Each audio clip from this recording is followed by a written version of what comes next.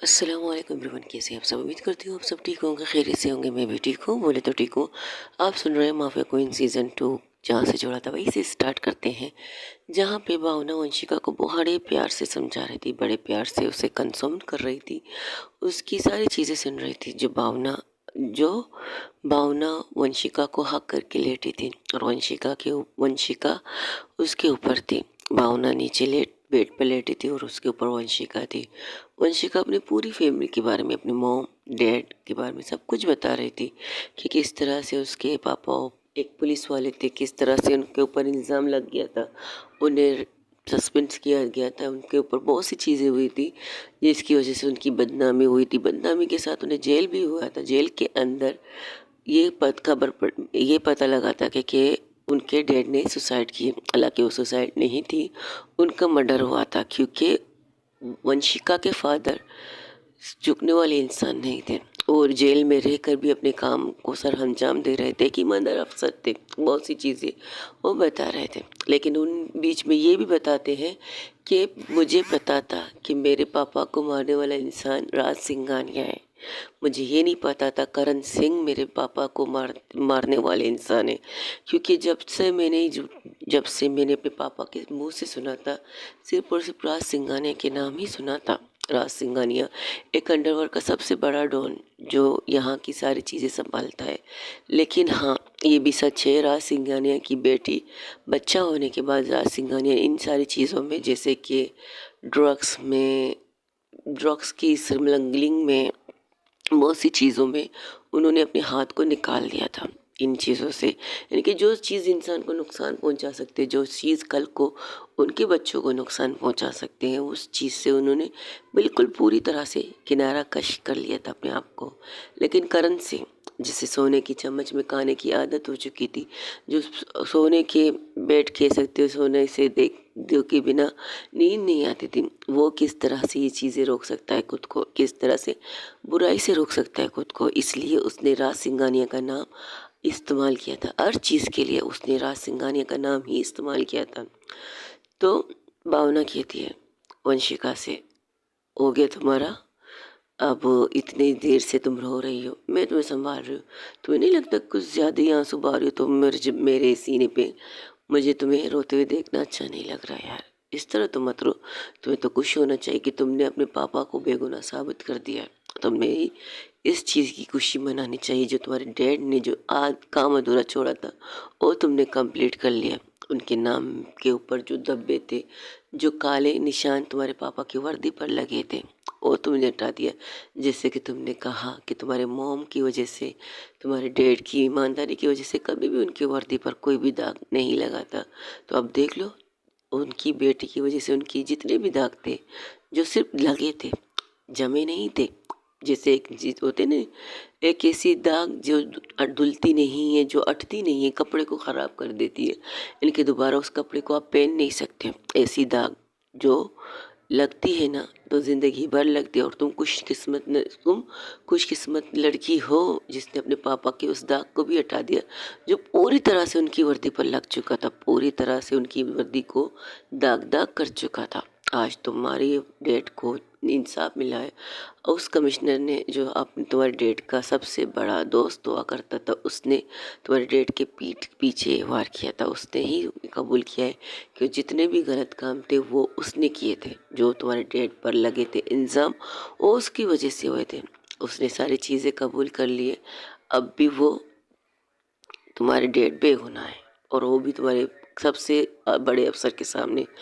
तो you are the happy sweetheart, तुम्हें खुश होना चाहिए। और तुम बेटी हो, रो रही हो, इस तरह कौन करता है भला? मुझे नहीं पता था कि मैं अपने डैड को बेगुनाह साबित कर पाऊंगी या नहीं। मुझे कुछ भी नहीं पता था भावना। मैं मुझे ऐसा सपना लग रहा है कि मैंने अपने डैड को बेगुनाह साबित किया है। हालांकि मैंने नहीं किया है। उनकी मौत ने, उनकी बुराई ने उन्हें सही रास्ते का एक नज़ारा दिखाया है। उन्होंने अपनी बीवी को बचाने के लिए, शायद ऊपर वाले ने उनकी सांसें थोड़ी सी छोड़ रही थी ताकि वो अपनी बेगुनाही के बारे, अपनी मेरे डैड की बेगुनाही के बारे में बता सके, मेरे डैड की बेगुनाही के चीज़ें को सामने रख सके। शायद ऊपर वाले का एहसान है कि उन्होंने चंद सांसें उनके अंदर दी कि उन्होंने वो सारी चीज़ें कबूल कर ली जो मेरे डैड के ऊपर लगी थी, जो मेरे डैड को बदनाम करने के लिए काफ़ी थी। फिर इसके बाद जेल में तुम्हारे डैड, एक सवाल पूछूं? हाँ पूछो। क्या तुम्हारे डैड ने जेल में सुसाइड किया था? नहीं, वो बेल पर बाहर निकले थे। पापा डैड बहुत ही ईमानदार अफसर थे। उन्होंने बहुत सी चीज़ें की, मोम भी उनके सपोर्ट में थी। उनको जेल में सुसाइड नहीं हुआ था। उनकी, कह सकते हो कार एक्सीडेंट कह सकते हो, सुसाइड नहीं कह सकते। लेकिन कुछ लोगों को जैसे कि पुलिस वालों का मानना है कि डैड नशे में थे, उन्होंने कार एक्सीडेंट करके उनकी डेथ हुई थी, लेकिन ऐसा कुछ नहीं हुआ था मुझे जहाँ तक याद है। कुछ धुंधली धुंधली चीज़ें हैं मेरी, सबको मेरी चीज़ों में अभी तक फोकस नहीं। बस मुझे ये पता लगाना है कि मेरे डैड मरे कैसे, बस इतना। मोम डैड एक साथ थे उस टाइम पर। तो फिर कानून की किताब में जैसे कि केस हुआ था, तुम्हारे डैड ने सुसाइड जेल में किया था, ये क्या है? ये सबसे बड़ा झूठ है, सबसे बड़ा झूठ। मेरे डैड ने सुसाइड जेल में नहीं किया था। और तो फर्स्ट ऑफ ऑल मेरे डैड ने सुसाइड ही नहीं किया था जेल में, तो बिल्कुल भी नहीं। मेरे डैड ने अपनी बेगुनाही साबित करने के लिए ईडी चोटी का जोर लगाया था। बहुत सी चीज़ों के बारे में मेरे डैड ने पता लगाया था इस चीज़ की वजह से। ओके चलो, ये भी इतना ही काफ़ी है, तुम्हारे डैड बेगुनाह है। इसके बाद जब तुम्हें पता चल जाएगा तुम्हारे डैड ने सुसाइड किया या उनका मर्डर हुआ, ये बात की बात है। अब तुम रिलैक्स रहोगी, थोड़ा सो जाओ। नींद नहीं आ रही? ओके, नींद नहीं आ रही। नींद आने के लिए क्या करना चाहिए हमें? एक काम करते हैं, क्या वो एक झटके से भावना, एक झटके से वंशिका को नीचे करके उसके ऊपर आ जाते, कुछ रोमांस की कर लेते, ताकि जो तुम रो रही हो ना उसका थोड़ा सा कमी हो जाए। नहीं, ये नहीं करना, मुझे तो करना है। हॉस्पिटल में भी थी, करना चाहती थी, लेकिन तुमने रोका था, मैंने नहीं रोका था। अच्छा अच्छा चलो, किसी ने भी रोका होगा, लेकिन अभी जो अधूरा है उन्हें पूरा तो करने दो मेरी जान। जब तुम मेरी बाहों में हो, मेरे सीने पे सर रख के सो रही हो, तो ये कहते हैं ना, आपकी मोहब्बत जो आपसे, आप जिससे मोहब्बत बेशुमार करते हो, बेहिसाब करते हो, बेतनाशा करते हो, जब वो आपकी बाहों में होती है ना, तो कुछ चीज़ें कंट्रोल करना इम्पॉसिबल होता है स्वीट हार्ट। ये कहकर वो उसके होंठों पर किस करना स्टार्ट कर देती, कभी अपर लिप, कभी लोअर लिप, कभी थोड़ी सी छेड़छाड़ी करती है, उसके होठों को थोड़ा झुकती है किस करने के लिए, फिर थोड़ा सा पीछे हटती है। वंशिका कहती है, ये क्या कर रही हो तुम? तुम्हारा मूड नहीं था ना, सोचा छोड़ दूं। अब कहते हैं ना, पार्टनर का मूड होना चाहिए इन चीज़ों के लिए। अब जब दिल से नहीं कर पा रहे हैं तो फिर रहने देते। और वैसे भी अभी सुबह के 4 बजने वाले, बस थोड़ी देर बाद सुबह हो जाएगी, सूरज निकलेंगे और तुम फिर से भाग जाओगी काम करने के लिए मुझे छोड़कर। लेकिन जो चीज़ कर रही हो तो करो, मूड नहीं है, अब मेरा मूड नहीं है, क्या कर सकते हैं? ये कहकर वो वंशिका के ऊपर से हटती है और उठ के बालकनी साइड में जाके खड़ी हो जाती है। वंशिका कहती, ये क्या बात हुई? फीलिंग जगा के कहती मूड नहीं है, मेरी मूड बना के खुद कहती है मूड नहीं है। और उठती है और जाके बालकनी के साइड में उसको पकड़ के अंदर लाती है, क्योंकि उसने दरवाज़ा खोल के बालकनी की साइड में बिल्कुल खड़ी थी। अंदर ला के वो विंडो लगा के उसे विंडो को साथ खड़ा करके कहती, दोनों हाथों को उसके आसपास रख के कहती, ये क्या बात हुई?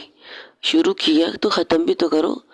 अरे देखो, मेरा मानना यही है भाई, अपनी गर्लफ्रेंड माने तो कर लो। अगर गर्लफ्रेंड का मूड नहीं है, गर्लफ्रेंड इस तरह रोतरू रहेगी, तो कैसे फील करेंगे हम लोग इस रोमांस को भाई? जरा बताओ, कैसे फील कर सकती है तुम मेरे रोमांस को जब तुम इस कदर रो रही हो? मैं रो नहीं रही हूँ। अच्छा, तो ये तुम्हारी आंखों में कितने पानी कहाँ से आ गए यार? सब समझा रही हूँ, खुश होना चाहिए तुम्हें। तुमने अपने डैड को इतनी चीज़ों से आज़ाद कर लिया, इतनी बदनामियों के जो तुम्हारे डैड के ऊपर लगे थे वो हटा दिए तुमने, और तुम अब भी रो रही हो। ये खुशी के आंसू है। लेकिन मुझे इन प्यारी आंखों में, उसके चेहरे को दोनों हाथों से पकड़ के कहती है, मुझे तुम्हारी इन खूबसूरत और इन बादामी आंखों में आंसू अच्छे नहीं लगते। और वैसे भी मेरी गर्लफ्रेंड इतनी खूबसूरत है, इतनी खूबसूरत है, उसकी आंखों में चमक होनी चाहिए, उसकी आंखों में खुशी होनी चाहिए, उसकी आंखों में दुनिया की सारी खुशियाँ होनी चाहिए, जो मैं कह सकती हूँ कि मैं अपने पार्टनर को आंखों में देखना चाहती हूँ। और तुम हो के मैं आंसू बहा रही हो बकरे की तरह। मैं इस तरह तो नहीं कर रही थी, चलो किसी तरह भी कर रही थी, लेकिन कर तो रही थी ना स्वीट। और वैसे भी सुबह के 4 बजने हैं, अभी 1-2 घंटे बाद सुबह हो जाएगी, फिर कहाँ का रोमांस, कैसा रोमांस, छोड़ दो, मूड नहीं है। ये कहकर उसे साइड जैसे करती, फिर से वंशिका उसे विंडो के पास लगा के कहती, तुम नहीं करोगे? अरे बाबा, जब तुम्हारा, इससे पहले कुछ कहती, वंशिका उसके बालों को कस के बिल्कुल एक मुट्ठी में करके अपनी तरफ खींच के उसके होंठों पर अपने होंठ रख देती है। अब वो किस इस तरह कर रही थी जैसे कह रही थी, तुम नहीं, मैं कर सकती हूँ। और वो बहुत ही ज़्यादा हाश कह सकती हो, खिस कर रही थी। कभी उसके होंठों के ऊपर वाले हिस्से को काटती है, कभी होंठों के नीचे वाले हिस्से को काटती, कभी थोड़ी सी अपने टर्म से यानी कि अपनी ज़बान से उसके होंठों को छूती है, जहाँ जहाँ उसने काटा था वहाँ वहाँ छूकर उसे वो एहसास दिलाती है। और अब वंशिका को किस बेक करती है भावना, और उसके चेहरे पर एक प्यारी सी स्माइल आ जाती है। जिस तरह से कस के वंशिका ने भावना के बालों को पकड़ा था, उसने छोड़ा नहीं था। उसे दर्द भी हो रहा था, लेकिन कहते ना, दर्द भी अच्छा लगता है जब आपके पार्टनर हो, वो भी पेशेंट दर्द हो दे रहे हो और प्यार भी कर रहे हो, और दर्द भी अच्छा लगता है। उसने उसके बालों को छोड़ा नहीं है, और कस के अपने करीब करके उससे और ज़्यादा किस करना स्टार्ट कर देती। इस बार भावना उसे घुमा के विंडो से लगाती है और उसे पेशेंट किस करना स्टार्ट कर देती है। अब कुछ इस तरह से होता है, वंशिका विंडो के साथ लग चुकी थी और भावना उसे पेशेंट किस कर रही थी, कभी अपर लिप, कभी लोअर लिप, कभी टम सकिंग, कभी अपनी ज़बान को उसके होंठों के बीचों बीच में ले जाकर उसकी ज़बान से खेलना, शरारतें करना ऐसा लगता है, लेकिन उसके बालों को छोड़ती नहीं। उसी तरह उसी वे में वहीं पर खड़े खड़े भावना ने, जो वंशिका ने कपड़े पहने थे, उसका एक ब्लैक कलर की शर्ट पहनी थी, उसे एक झटके से उतारती तो किसको रोक कर, क्योंकि टी शर्ट में बटन नहीं होती, तो उसे रोक कर तो एक झटके से पहले उसके टी शर्ट को उतारती है, फिर उसे किस करना स्टार्ट कर देती और अपने हाथों को ले जाकर उसके पीछे से उसके ब्रा के हुक खोल देती, और वो खोल के वहीं पर उसी जगह पर बालकनी के साइड में फेंक देती, और वहीं पर लग के वो एक दूसरे को पैशनेट किस कर रहे थे। और इस बार वो क्या करती, भावना उसे उसी तरह विंडो पर लगा के उसके नेक की साइड में आके उसे किस करना स्टार्ट कर देती। अब वो क्या करती है, वंशिका को पलटाती है, वंशिका को विंडो के साथ लगा के उसके चेस्ट, सीने यानी कि विंडो की साइड में करके उसके बैक में किस करने स्टार्ट कर देती है। बैक पे किस करते करते उसके शोल्डर की साइड में आती है, वहाँ पर एक ज़ोर सी बाइट करती है, इतनी ज़ोर सी बाइट करती है कि वंशिका के मुंह से एक आह निकल आती है, आह नहीं कह सकते, चीख निकल आती है। वंशिका पलटने की कोशिश करती है, लेकिन अब भावना की पकड़ बहुत मजबूत थी, वो पूरी तरह से विंडो के साथ उसे चिपका के उसके बैक पे किस के साथ साथ बैट किए जा रही थी। हल्की हल्की बैट करती, कभी बहुत ज़ोर से करती है। वहाँ पर वंशिका की कंडीशन बहुत ज़्यादा ख़राब हो जाती, इतनी ख़राब हो जाती, कोशिश करते करते बहुत ही मुश्किल से वंशिका पलटती है और उसके बालों को फिर से पकड़ती कहती, ये क्या कर रही हो तुम, मारने का इरादा है?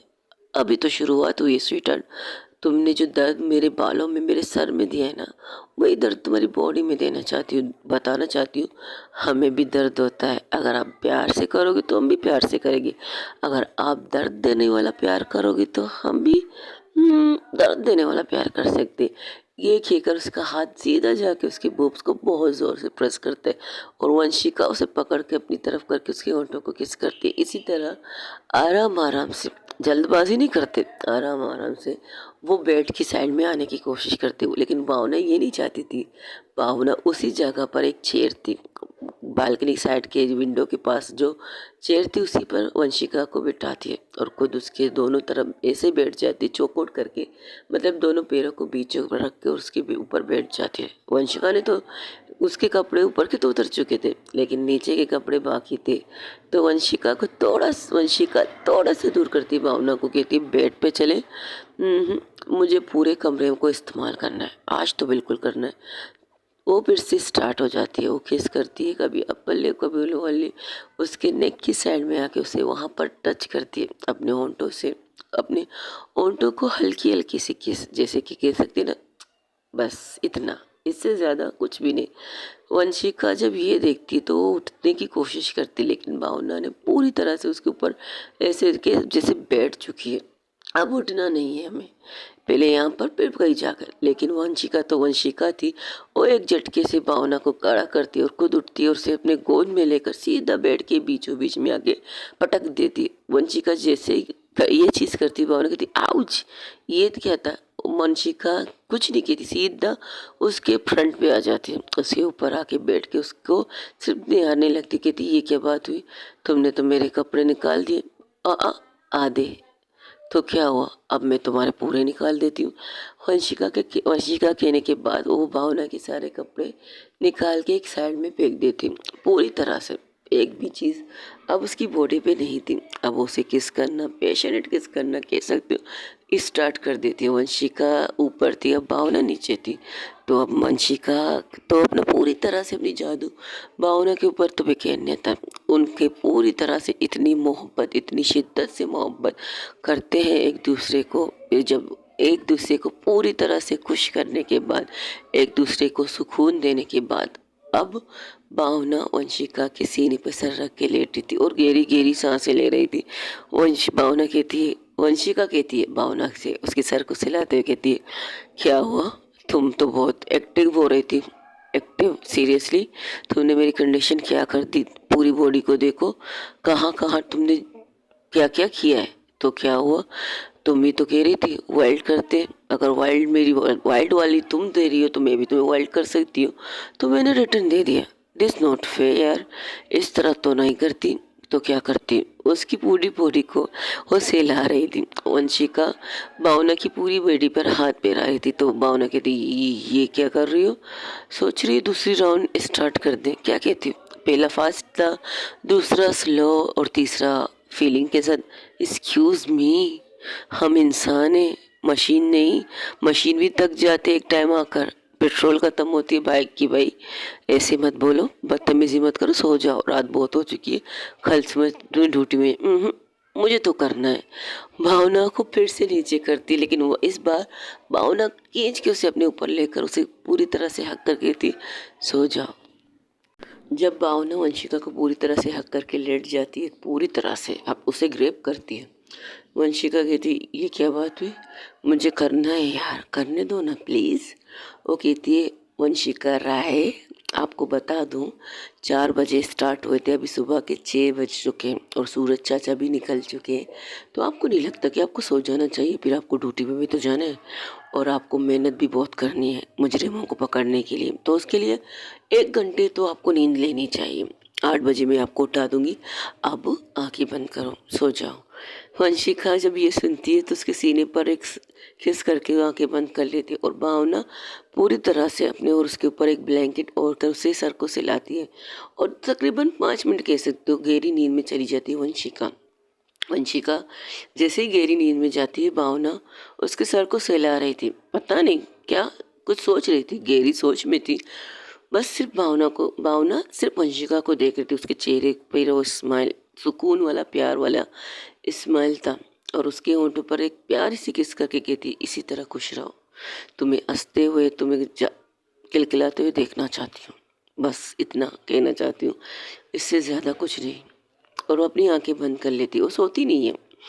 वो भावना वंशिका को पूरी तरह से अपने ऊपर लेकर, वो वंशिका सो चुकी थी लेकिन भावना नहीं सोती। वहीं दूसरी तरफ जब राह सिंघानिया अपनी मिसेस को लेकर उस जगह पर जाते जिस जगह पर वह माफिया क्वीन कह सकते उन्होंने उनको रखा था, और जब वहाँ पहुँचते हैं तब वो एक इंसान को कहते तुम्हारी मैडम का है, तो कहते वो यहाँ नहीं है, वो यहाँ आएगी नहीं, बस हमें इतना कहा गया कि आप लोगों को सेफली इस जगह पर रखा जाए और आप सेफ हैं यहाँ पे, लेकिन वो कहाँ है।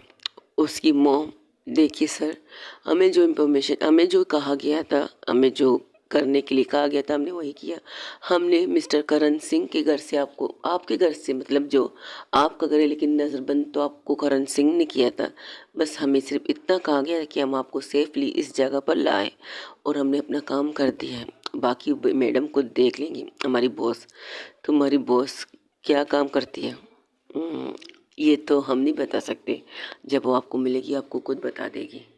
वो आदमी ये करोड़ कुछ खाने की पीने की चीज़ें रख कर वहाँ से चला जाता है।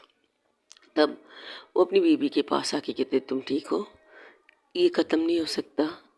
हाँ हो सकता है, क्यों नहीं हो सकता, लेकिन इसके लिए दो इंसानों में से किसी एक का मरना ज़रूरी है। या तो मैं, जो तुम्हारा भाई मुझसे इतनी नफरत करता है, मुझे मार दे, या फिर मैं उसे मार दूँ। क्योंकि अगर दोनों में से कोई एक मरेगा तो ये सारी चीज़ें ख़त्म होंगी। इस तरह नहीं हो सकती। फिर कल को आपके बच्चे भी खड़े हो जाएंगे एक दूसरे को मारने के लिए, तब क्या करेंगे आप? तब भी यही होगा, एक का मरना ज़रूरी है। अगर तुम चाहती हो कि मैं मर जाऊँ तो वो उनके मुंह पर हाथ रख के कहती मैंने ये तो नहीं कहा तो तुम्हारे भाई को मार दूँ, मैंने ये भी नहीं कहा। यही तो प्रॉब्लम है ना स्वीट हार्ट, मेरी जान। हम कुछ भी कहें, तुम कुछ कहो या ना कहो, लेकिन होना तो यही होगा कि किसी एक का मरना ज़रूरी है।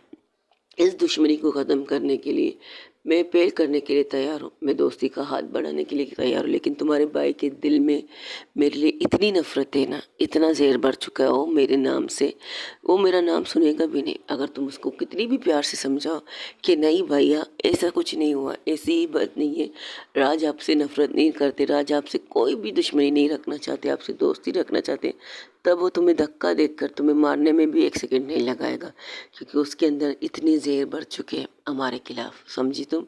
और रही बात, एक और बात कहना चाहती हूँ, जहाँ हो सके वहाँ मैं तुम्हारे साथ हो, तुम मेरी बीवी हो, मेरी मोहब्बत हो। और मुझे डर लग रहा है अब मैंने ये जब सुना है कि मेरी बेटी इस मैदान में उतर चुकी है, मुझे डर के साथ खुशी भी हो रही है कि मैंने सोचा था मैंने एक डरपोक बेटी को जन्म दिया है। राज सिंघानिया की बेटी ऐसी मामले नहीं हो सकती जो भागने वाली, बिल्कुल भी नहीं।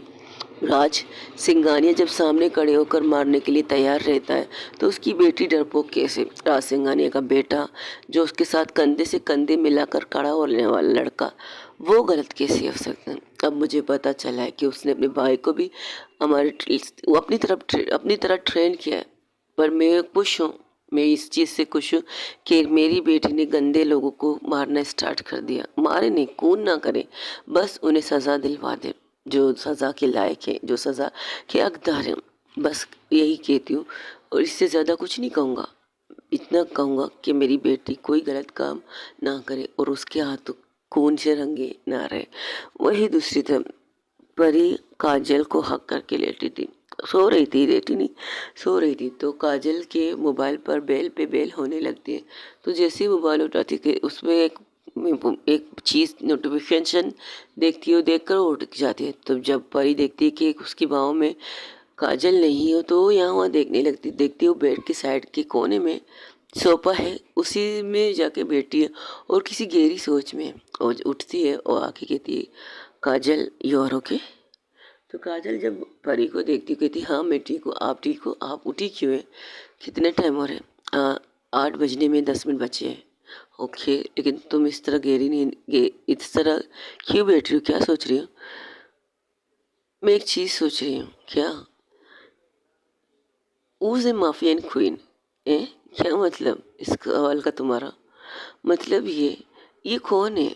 वो एक तस्वीर निकाल के उसके सामने रखती है जिसमें पूरी तरह से ब्लैक कपड़े पहने थे, मांग से लेकर सर से लेकर पाँव तक कुछ भी नज़र नहीं आ रहा था। यहाँ तक कि उसकी उंगलियों के फिंगरप्रिंट्स कह सकते हो वो तक भी नज़र नहीं आ रहे थे। अंगुलियों के जो नाखून थे वो तक भी छुपे थे, पूरी तरह से ब्लैक।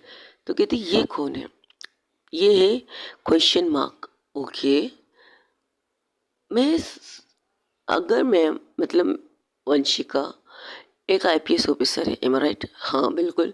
तो उन्होंने इस चीज़ को छोड़कर बाकी इन चीज़ों पर काम करना स्टार्ट किया, जैसे कि मैंने तुमसे कहा है कि उन्होंने की पूरी पुरानी केस थे, उन्हें क्लियर करने के लिए उन्होंने इस केस को हाथ में लिया था। तो क्या उन्हें पता है कि ये कौन है, इस नकाब के पीछे कौन है? शायद उन्हें अब पता नहीं होगा। हाँ शायद ये तुम ठीक कहती हो, लेकिन एक बात है, करण सिंह पागल हो चुका है। क्या मतलब? उसने अपने बहुत से लोगों को बुला दिया है, या ये कह सकते हो आखिरी जंग होने वाली है हमारी। ओके, इस आखिरी जंग में किस किस को कहाँ कहाँ मरना पड़ेगा? मैं तुम्हें मैं तुम्हें कुछ होने नहीं देना चाहती।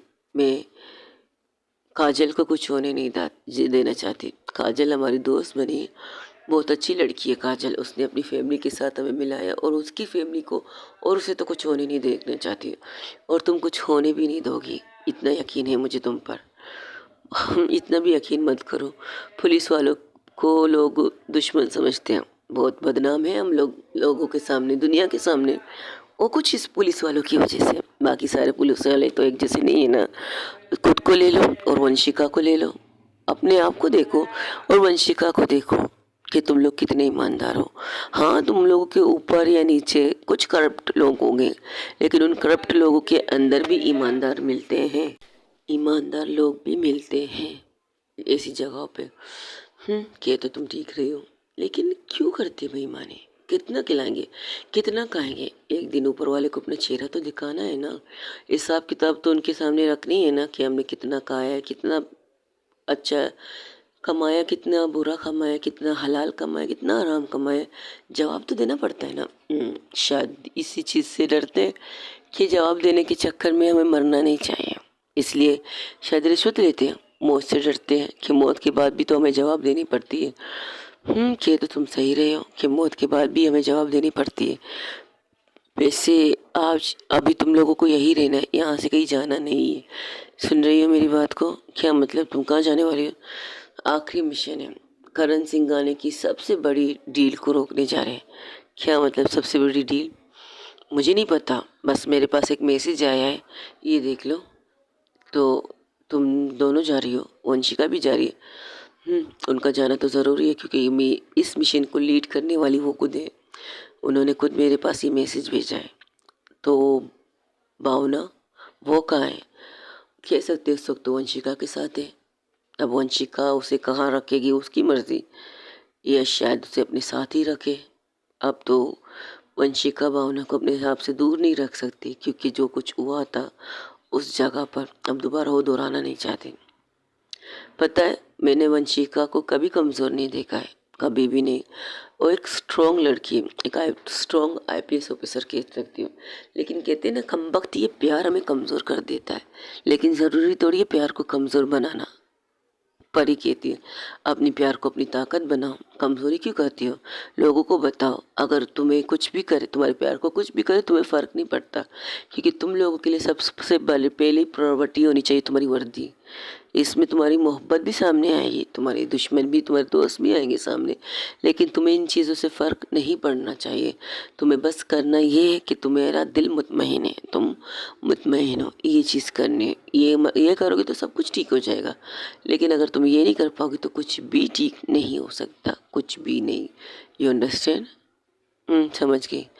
तुम्हारे सामने अगर मुझे किसी ने गन पॉइंट पे रख दिया है, तब भी तुम मुझे मत देखो, तुम ये देखो कि मेरे पीछे वाला इंसान कौन है। मेरा पीछे वाला इंसान जो खड़ा है, जिसने गन पॉइंट पे मुझे रखा है, उसके ऊपर कितनी गंदी, कितनी चीज़ें गलत कर चुका है, कितने बेगुनाह लोगों को मार चुका है, कितने गुने बेगुनाह बच्चियों की ज़िंदगी बर्बाद कर चुका है, बेगुनाह लड़कों की ज़िंदगी बर्बाद कर चुका है, बहुत सी लड़कियों के साथ उसने क्या किया। ये चीज़ तुम्हारे दिमाग में होनी चाहिए। ये नहीं कि तुम्हारी गर्लफ्रेंड को, तुम्हारी मोहब्बत को उन्होंने तुम्हारे सामने खड़ा करके तुमसे ब्लैकमेल कर रहे हैं, बिल्कुल भी नहीं। मैं भी भावना की तरह तुमसे यही कहूँगी, फर्स्ट ऑफ ऑल, अगर जब तुम लोग अपनी वर्दी के साथ सिंसियरली काम करना चाहोगे तो करो, अपनी मोहब्बत को मत देखो। चाहे तुम्हारी मोहब्बत मर भी जाए, कोई फ़र्क नहीं पड़ेगा, बल्कि खुशी होगी कि हम अपनी मोहब्बत के लिए इसलिए मरे क्योंकि मेरी मोहब्बत ईमानदार थी। उसने मुझे भी नहीं देखा, सबसे पहले अपने मुल्क, अपनी वर्दी को देखा। बस इतना कहना चाहती हूँ। और अगर मैं वंशिका की तरह अगर सोचूं तो वंशिका भी यही कहेगी भावना को, इतना तो यकीन करती हूँ मैं। तो हंसने लगती है, तुम दोनों दोस्त हो, बट हाँ हम दोस्त थे, इसलिए तो कह रही हूँ अपना ख्याल रखो और डोंट वरी, हमारी फिक्र मत करो। तुम लोग अपने उस मिशन पे काम करो जिस मिशन को तुम काम अंजाम देना चाहती हो, ठीक है? ठीक है। वही दूसरी तरफ जब तकरीबन 8 बजे भावना की आंखें खुलती है, भावना देखती है कि वंशिका ने अब भी उसके सीने पे सर रख के सो रही है, तो उसके चेहरे पर एक स्माइल आती है क्योंकि वो सोई तो नहीं थी। हाँ, सोई नहीं थी, लेकिन 10 मिनट तक कह सकते हो, आखिरी में 7:30 बजे उसकी आंख लगती है, लेकिन अब पूरे 8 बजे उसकी आंख खुल जाती है।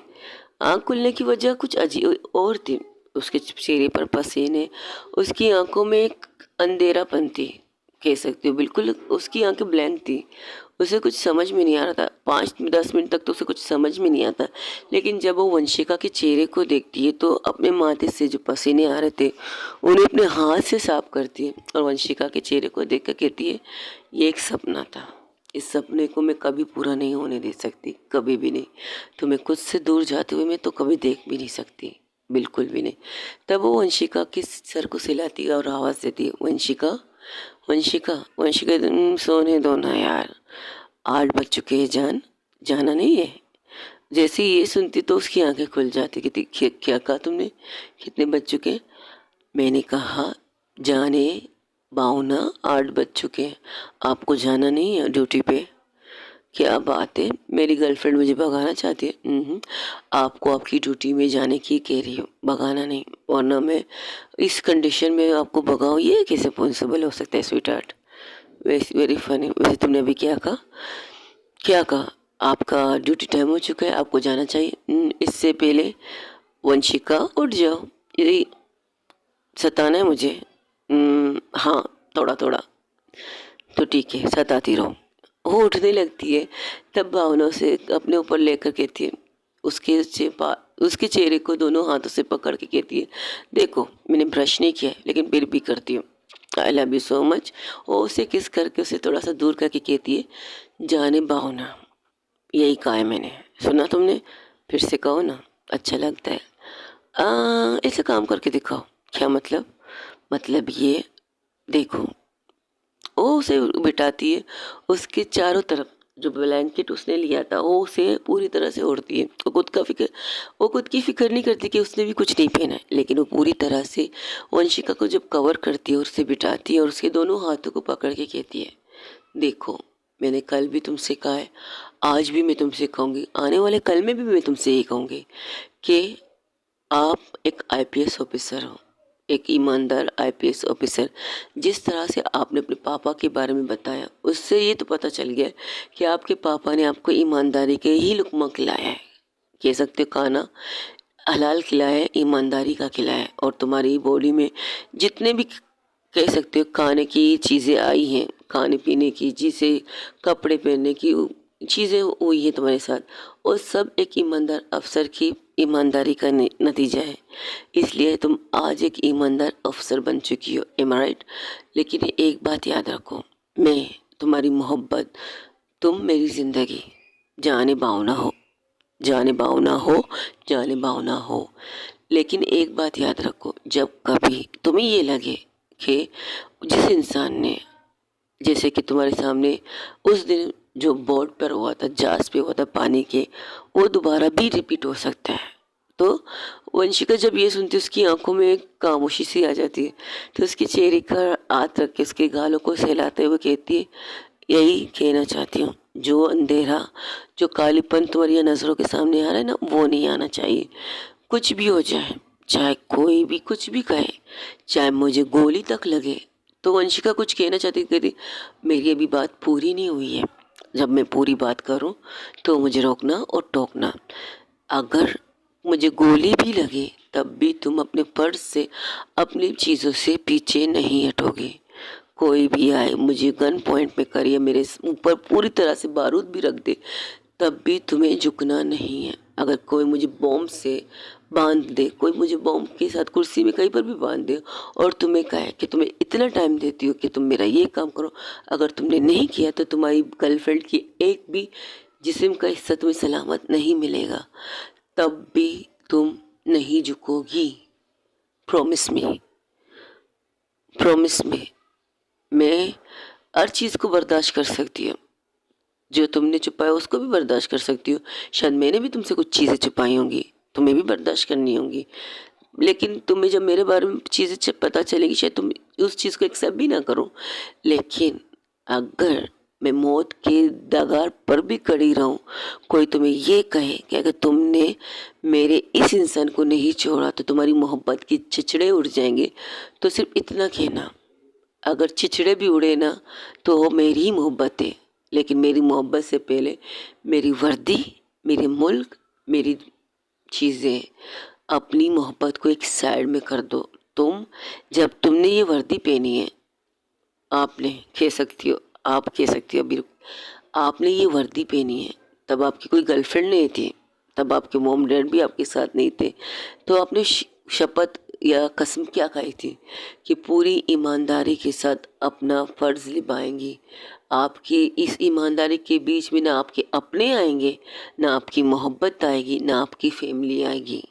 अगर जब भी आएगी तो आप उन्हें भी साइड में करके अपने फ़र्ज़, अपनी ईमानदारी को निभाएंगी। बस इतना कहना चाहूँगी, इससे ज़्यादा कुछ नहीं। फिर से कहती हूँ, 10 बार नहीं 1000 बार कहूँगी, मैं मौत के डगार में भी बैठूँ, मेरे ऊपर मौत पूरी तरह से मंडरा रही हो, तब भी आप झुकेंगी नहीं। आप बिल्कुल नहीं झुकेंगी। कुछ भी हो जाए, मर भी जाऊं तब भी आपको झुकना नहीं है। बस इतना याद करना है कि आपकी मोहब्बत को मार दिया, आपको उन्हें उनके अंजाम तक पहुंचाना है। इतना करना है, इससे ज़्यादा कुछ नहीं। अपनी वर्दी का मान रखिए। और जो वर्दी पे मैंने आपको देखा है, मुझे खुशी है कि एक IPS ऑफिसर मेरी गर्लफ्रेंड है। मुझे बुरा नहीं लगेगा, बल्कि खुशी खुशी मैं अपनी जान आपके सर के सदके उतार दूंगी। ये इतना वादा तो करती हूँ मैं। मेरी वजह से आपकी इस वर्दी पर कभी दाग नहीं आना चाहिए, कभी भी नहीं।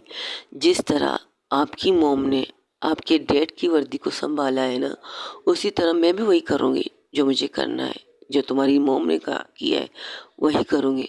आपकी वर्दी पर कभी मेरी वजह से दाग तो बिल्कुल नहीं आनी चाहिए। इतना कहना चाहती हूँ। बाकी आपको जो करना है कि आप कीजिएगा। वंशिका खींच के भावना को अपने गले लगाती कहती, "हम्म, तुम मुझसे छोटी हो बट तुम बातें बहुत अच्छी कर लेती हो। दिल छू लिया है तुमने, लेकिन मैं तुम्हें कुछ होने भी नहीं दे सकती हूँ। कुछ भी कहो, तुम चाहती हो मैं स्ट्रांग बनो, तुम्हें अपनी कमज़ोरी ना बनाओ, लेकिन एक डर है।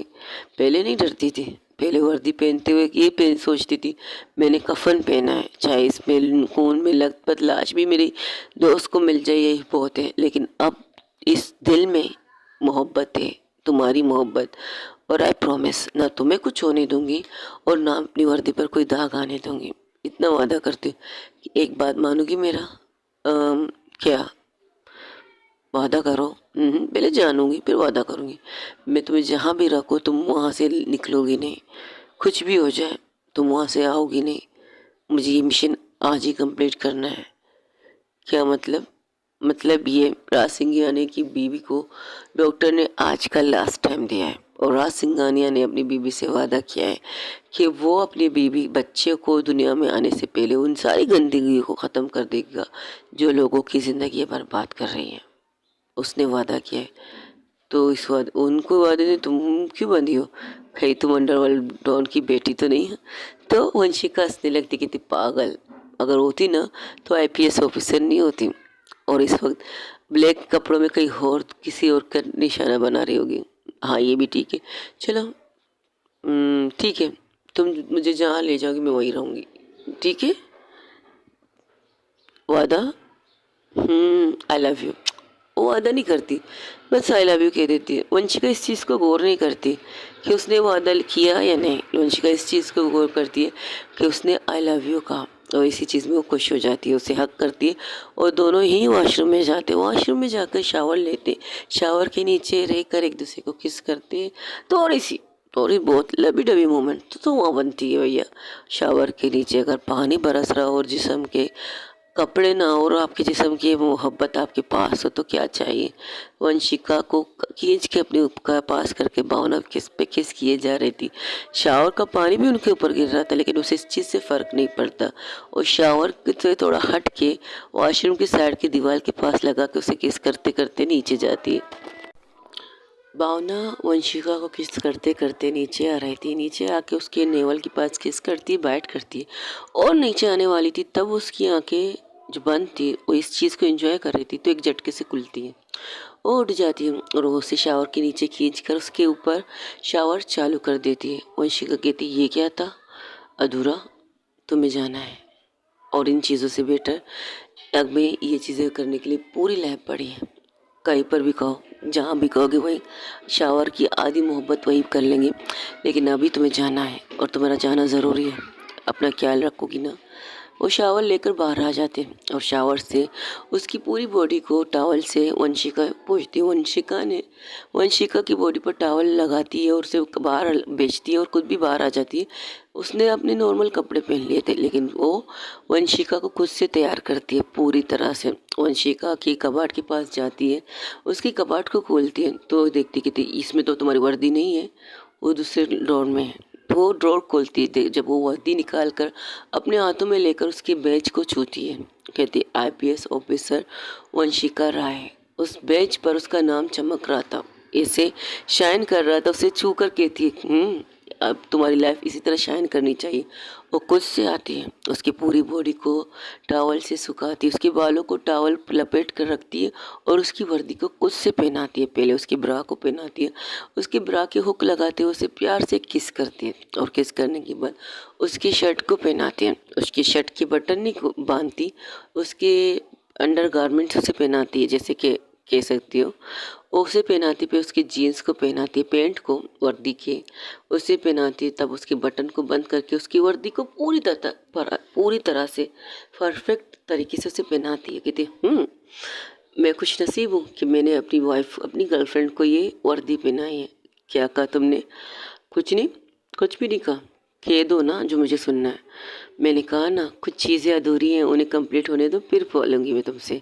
फिर शायद तुम ही मना कर दो मुझसे शादी करने के लिए। ऐसा नहीं हो सकता, देखते हैं क्या होता है। और अब सीरियस बात कर रही थी तो वंशिका कहती क्या हुआ, एनी प्रॉब्लम? कुछ नहीं, कुछ भी नहीं, प्रॉब्लम नहीं है।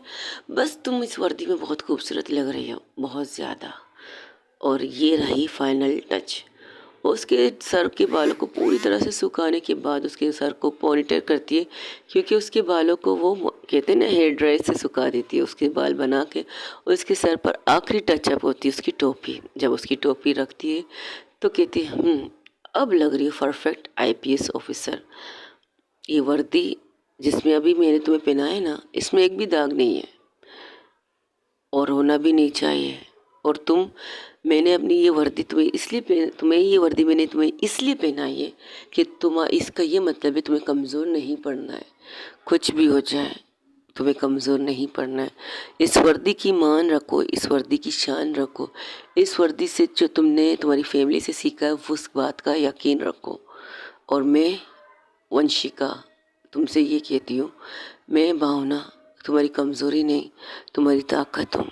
कोई भी आए, कोई भी नन्नू पंजू चेंगू मुंगू आए, कोई भी आए, तुम ये कह के मुझे मार के तुम्हारे फ़ायदा उठाएंगे, ये मत करना। अगर तुमने ये किया तो मेरी मोहब्बत की तौहीन होगी, मेरी इश्क की, मेरी इबादत की तौहीन होगी। मैं तुम्हें इस वर्दी में जाते हुए देख रही हूँ, इस वर्दी में ही आते हुए तुम्हें देखना चाहूँगी। और हाँ, कमज़ोर मत पड़ना, कुछ भी हो जाए, कितनी भी मुश्किलें आए, कितनी भी मुसीबतें आए, कुछ भी हो जाए, लेकिन आईपीएस ऑफिसर कमज़ोर मत पड़ना। तुम्हारी गर्लफ्रेंड कहती है तुमसे, जाने भावना अपना ख्याल रखना। ये कहकर वो उसे सल्यूट करती है तो कहती है ये क्या था? सल्यूट था, अच्छी लग रही इस वर्दी में आप। ओके अब चले, नाश्ता नहीं करना? हमें नाश्ता नहीं करना, आपको करना है, आओ। क्या मतलब, तुम नाश्ता बना चुकी हो? तुम तो मेरे साथ वॉशरूम में थी, मेरे साथ बेड पे थी। एक टाइम पर मेरी आंखें खुल गई थी तो मैंने नाश्ता बना दिया था, फिर आके आप वॉक कर सो गई थी। तुम सोई नहीं थी? नहीं, कुछ सोच रही थी क्या? बाद में बताऊंगी, अब चलो। ये कहकर उसे बाल लाती है, उसे बिठाती है और अपने हाथों से खिलाने लगती है। ये क्या बात हुई, मैं भी तो खिला सकती हूँ।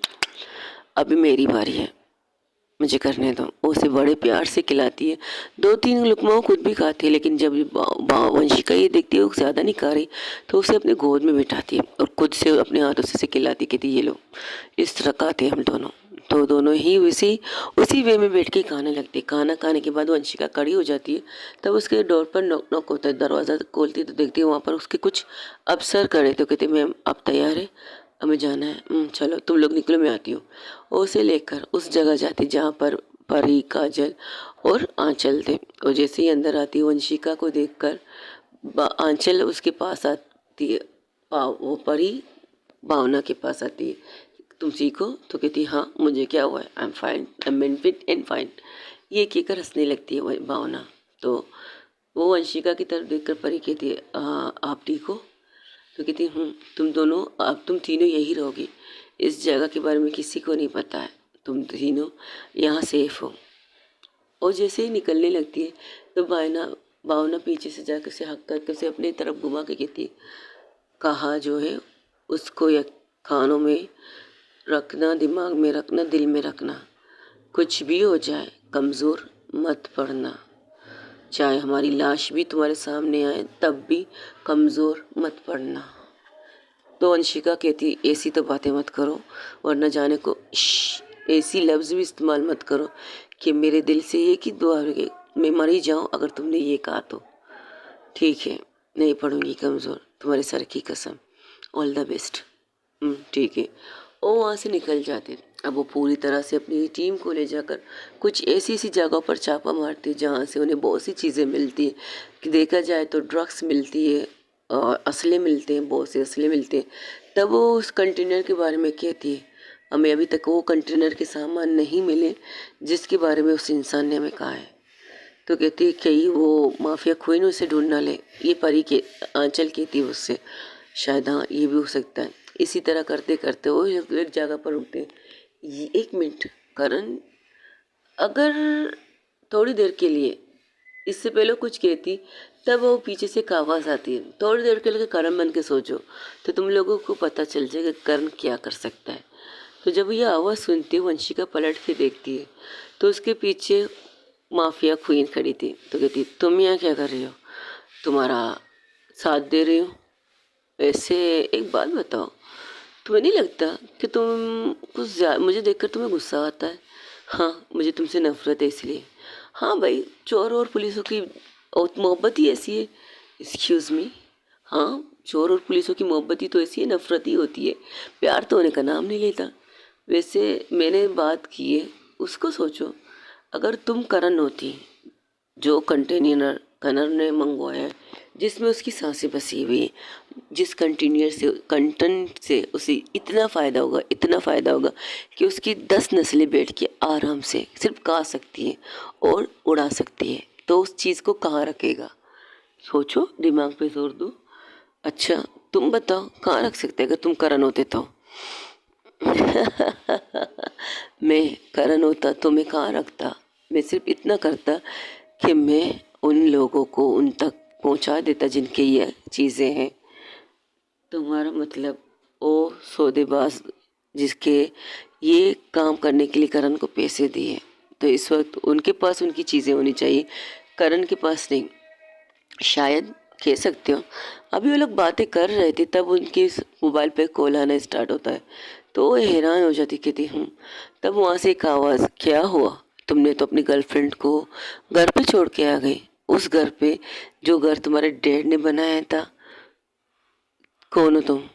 अरे, मेरी चीज़ें ढूंढने वाली लड़की कौन हूँ मैं? सीरियसली, तुम्हारे पास एक लड़की खड़ी है, माफिया क्वीन कह सकते हो, उसे मेरे हवाले करो और अपनी गर्लफ्रेंड को ले जाओ। देखना चाहती हूँ। और दिखाता है एक वीडियो कॉल, और उसे वीडियो कॉल करता है करण सिंह। एक अजीब सा जगह, चारों तरफ ही अजीब चीज़ें थी। तो वहाँ पर बंधे थे 3 इंसान, काजल, आंचल और वंशिका। वंशिका के मुंह पर कपड़ा था और काजल के मुंह पर भी कपड़ा था, सब लोगों को हाथ बंधे हुए। तुम्हें क्या लगता है कि मैं तुम्हारा जासूसी नहीं कर सकता? और हाँ, जो तुम्हारे सामने खड़ा है उससे भी दिखा दो ये सारे नज़ारे। और अगर तुम चाहती हो, और जे देख रही हो ना, बॉम्ब से बंधे हुए 3 इंसान, बेगुनाह कह सकते हो, जिनका इन चीज़ों से लेना देना नहीं है, उन इंसानों को मैंने बांध के रखा है। तो सोचो, अगर इनको मैं इस बटन से, और एक काली चेयर दिखाती जहाँ पर बॉम्ब की चीज़ें रखी थी, और बटन प्रेस करती तो चेयर पूरी तरह से ब्लास्ट हो जाता है। मतलब इस तरह से टुकड़ों में बट जाता है कि उसके टुकड़े जोड़ना इम्पॉसिबल कह सकते हो। उसी तरह से वो बॉम्ब फटता है। तो कहता है, अब तो अगर तुम चाहती हो, ये तो काली कुर्सी थी, तुम्हें सिर्फ डेमो दिखाना था, लेकिन अगर ओरिजिनल देखना चाहती तो यहाँ सामने देखो। क्या चाहिए तुम्हें? अच्छी बात, मुझे नहीं पता था तुम्हारी कमज़ोरी तुम्हारी गर्लफ्रेंड बनेगी। वाकई किसी मोहब्बत बहुत कमज़ोर कर देती है, मेरी ताकत है वो। अपनी बात कर। मेरी कंटेनर को तुम बॉर्डर पार करवाओगी। आईपीएस ऑफिसर, मैं जिस कंटेनर की जिम्मेदारी में ले चुका हूँ वो मैं पूरा करके रहूँगा। बता दूंगा मैं सब दुनिया को कि मैं हूँ अंडरवर्ल्ड का असल डॉन, बताना चाहता हूँ। और तुम उस कंटेनर को सही सलामत, मेरी पहली शर्त, तुम मेरे कंटेनर को सही सलामत बॉर्डर पार करवाओगी। और दूसरी शर्त, जो माफिया क्वीन तुम्हारे साथ या कहीं पर भी तुम्हें मिल जाए उसे पकड़ के, उसे खींच कर, घसीट कर या चाहे मार कर मेरे हवाले कर दोगे। अगर नहीं किया तो तुम्हारे ये 3 दोस्त जो यहाँ बैठे हैं, सॉरी 2 दोस्त, एक तुम्हारी दोस्त की गर्लफ्रेंड, एक तुम्हारी ज़िंदगी जो यहाँ बंदी हुई है, उन्हें सही सलामत देखना चाहती हो तो तुम्हें मेरा ये काम करने पड़ेंगे। वरना तो सोच लो मैं क्या कर सकता हूँ। डेमो तो तुम देख चुकी हो, इससे आगे क्या देखना है तुम बता देना। ये कहकर फ़ोन बंद कर देता है। तो आंचल कहती, ये क्या था, हमारे इस घर के बारे में किसे पता चला? तब वो कहती है, शायद वो लोग हमें फॉलो कर रहे थे, या शायद कुछ और चीज़ों की वजह से आपको फॉलो कर रहे थे। क्या मतलब? वो उसकी तरफ देखती है तो कहती है, हो क्या बात है, आप मुझे ऐसे देख रही जैसे कि मैंने उन्हें कहा है कि आपकी गर्लफ्रेंड को दफा हो जाओ यहाँ से। अरे आपकी गर्लफ्रेंड की जान खतरे में, मुझे ले चलो, मुझे कोई मसला नहीं है, मुझे भी उसके आमने सामने जाना है।